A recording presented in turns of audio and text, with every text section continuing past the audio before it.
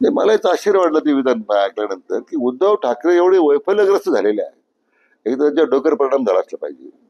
राज्याचे मुख्यमंत्री राहिलेला माणूस असे बेताल वक्तव्य करतो, ते अतिशय दुर्दैव आहे, त्याचा आम्ही निषेध करतो. राजकारणात मतभेद असू शकतात,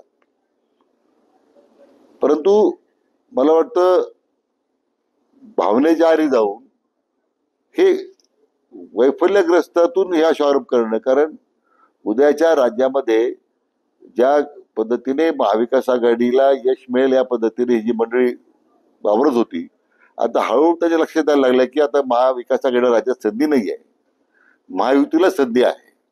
आणि म्हणून मला वाटतं वैफल्यग्रस्त होऊन हे आरोप करतायत. खरं राज्यातली जनता, आम्ही सर्व मंडळी देवेंद्रजीच्या पाठीमागे खंबीरपणे उभा आहोत.